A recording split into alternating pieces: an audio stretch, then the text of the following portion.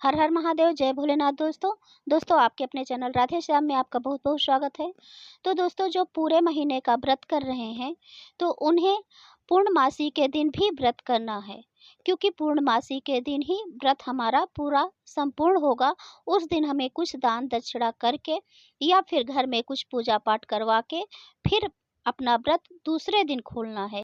देखिए, मैंने पहले वीडियो में बताया है, सावन मास के एक दिन पहले मैंने ये वीडियो अपलोड किया था कि बिना व्रत के भी हमें पूर्ण फल मिल सकता है पूरे सावन महीने का। तो उसमें ये बताया गया था कि यदि हम व्रत नहीं करते हैं, कोई नियम लेते हैं, तो भी हमें पूर्ण फल मिलता है। तो हमें जैसे नियम लेना होता है, पूरे नियम के बारे में मैंने बताया है। जैसे कि कई भक्त हैं कि चप्पल जूते छोड़ देते हैं, पूरे महीने नहीं पहनते हैं, और कई भक्त हैं कि कोई फल छोड़ देते हैं, नहीं खाते हैं, और दूध दही भी छोड़ देते हैं, नहीं खाते हैं। दूध दही से भगवान भोलेनाथ का अभिषेक पूरे महीने करते हैं। तो इसीलिए वो भक्त इसलिए छोड़ देते हैं और सिर्फ भगवान को ही चढ़ाते हैं। तो ये, और बहुत से भक्त हैं कि नमक भी छोड़ देते हैं, और खाना जैसे दोनों टाइम अगर छोड़ दिए नहीं, एक ही टाइम खाते हैं, एक टाइम छोड़ देते हैं, तो उनको भी क्या करना है, जो लोग खाली नियम का पालन किए हैं, तो उन्हें भी, यदि आप नमक वगैरह छोड़े हैं तो आप पूरा सीधा निकाल दीजिए। एक लोगों का खाना, जैसे कि पंडित जी और पंडिताइन जी को अगर हो सके तो आप अपने घर पे बुलाकर भोजन करा सकते हैं। और यदि ये नहीं संभव है तो सिर्फ सीधा निकालिए, यानी कच्ची सामग्री जो होता है, आटा दाल चावल ये सब निकाल के उसमें नमक भी आप जरूर दीजिए। नमक और गुड़ मीठा जरूर रखा जाता है उसमें, तो आप रख कर मंदिर में दान कर दीजिए या फिर किसी ज़रूरतमंद को दान दे दीजिए। फिर इसके बाद आप अपना व्रत खोल सकते हैं, और ये दान आपको पूर्णिमा के दिन करना है। पूर्णिमा के दिन सावन का सोमवार भी रहेगा, और उस दिन भी आपको व्रत करना है। यदि आप नियम पालन किए हैं और व्रत कर रहे हैं तो, यदि आप नहीं कर रहे हैं तो कोई बात नहीं, आप जो नियम कर रहे हैं आप वही कीजिए। और इस दिन फिर आप दान करने के बाद फिर दूसरे दिन आपको अपना व्रत खोलना है। और यथासंभव अगर हो सके तो, अगर कुछ नहीं है तो आप दक्षिणा ही दे दीजिए, जितना आपसे बन सके आप मंदिर में दान कर सकते हैं। और दोस्तों, मंदिर में यदि जो दान पेटी होती है आप उसमें दान करेंगे तो और भी श्रेष्ठ है, क्योंकि मंदिर में दान पेटी में यदि हम दान करते हैं तो मंदिर बनाने के निर्माण में या किसी मंदिर भगवान के काम में ही आ जाता है, वो लोग उसी काम में ले लेते हैं। तो इसीलिए हमें दान पेटी में भी दान करना चाहिए।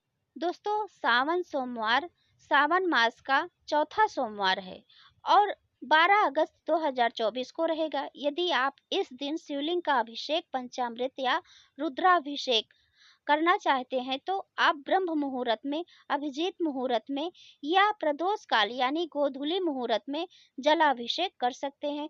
तो आइए दोस्तों, अभी हम आपको बता देते हैं कि इसका जलाभिषेक करने का और पूजा करने का, रुद्राभिषेक करने का सरल विधि क्या होती है। और दोस्तों, आप इस वीडियो में शुभ समय के बारे में भी जानेंगे। तो दोस्तों, सबसे पहले हम बता देते हैं कि इस बार चौथा सोमवार के दिन बहुत ही शुभ योग बन रहा है।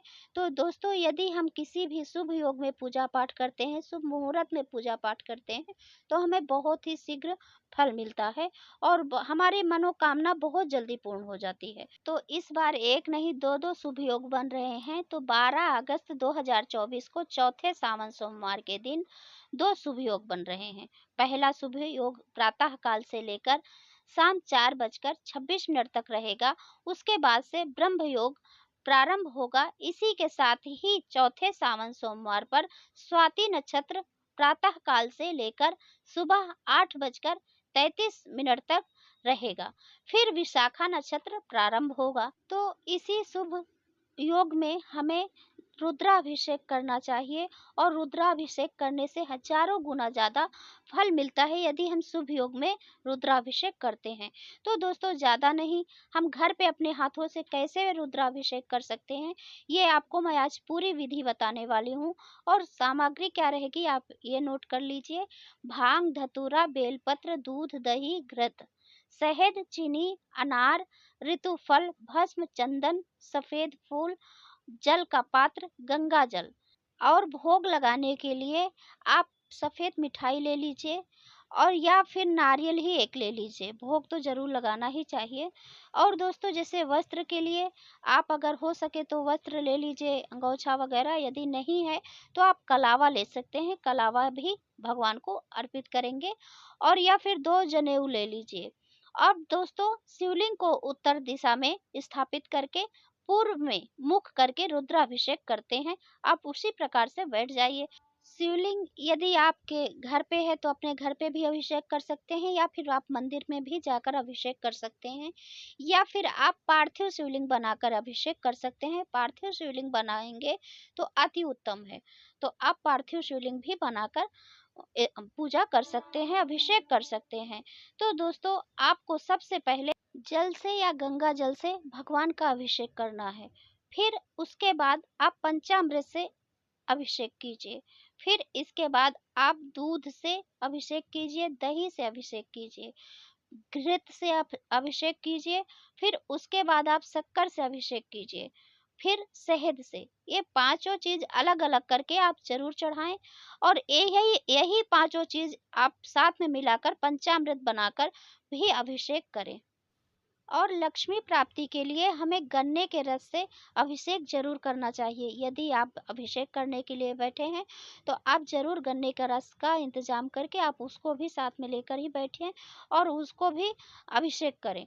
और दोस्तों अनार के दाने के रस से भी आप अभिषेक कर सकते हैं। लक्ष्मी प्राप्ति के लिए ये भी बहुत सही है, आप इसको भी जरूर अभिषेक करें। और दोस्तों अभिषेक करते वक्त आपको भगवान शिव का पंचाक्षरी मंत्र को जरूर बोलना चाहिए और इसका जाप करते करते ही अभिषेक करना चाहिए। और फिर आप ये सब चीज़ों से जब अभिषेक कर लेते हैं तो आप शुद्ध जल से जरूर एक बार अभिषेक करें, पूरा शिवलिंग को साफ करें। फिर इसके बाद आपको चंदन लगाना चाहिए, भस्म चढ़ाना चाहिए, और चंदन का पूरा लेप भी लगा सकते हैं, तिलक लगा सकते हैं, या फिर त्रिपुंड भी बना सकते हैं। और फिर इसके बाद आपको भगवान को वस्त्र स्वरूप में वस्त्र अर्पित करना चाहिए, नहीं तो कलावा ही वस्त्र के स्वरूप में आपको अर्पित करना चाहिए। फिर इसके बाद उन्हें पान का पत्ता, बेलपत्र सहित सभी बची हुई पूजा सामग्री आपको चढ़ाना चाहिए। बेलपत्र में यदि आप हो सके तो ओम नमः शिवाय लिखकर भी चढ़ा सकते हैं, या फिर श्री राम नाम का भी नाम लिखकर आप चढ़ा सकते हैं, बहुत ही उत्तम फल देने वाला है। फिर भगवान भोलेनाथ को फलों का भोग लगाइए, मीठे का भोग लगाइए। और दोस्तों फिर इसके बाद आप 108 बार शिव मंत्र का जाप करें। जाप करने के बाद उनकी आरती उतारें और फिर क्षमा प्रार्थना करें, और जो प्रसाद आपने चढ़ाया है तो आप सभी भक्तों में बांट सकते हैं। तो दोस्तों आपने पूजा विधि जान लिया है, अब शुभ मुहूर्त जान लीजिए कि कितने बजे आपको ये पूजा करनी चाहिए। तो आप ब्रह्म मुहूर्त में पूजा कर सकते हैं, 4:06 से 4:23 तक रहेगा, आप इस समय कर लीजिए। या फिर प्रातः संध्या 4:44 से आप 5:39 तक अपना पूजा कर लीजिए। या फिर अभिजीत मुहूर्त दोपहर 11:49 से 12:52 तक कर लीजिए। या फिर विजय मुहूर्त सुबह 2:38 से 3:51 तक कर लीजिए।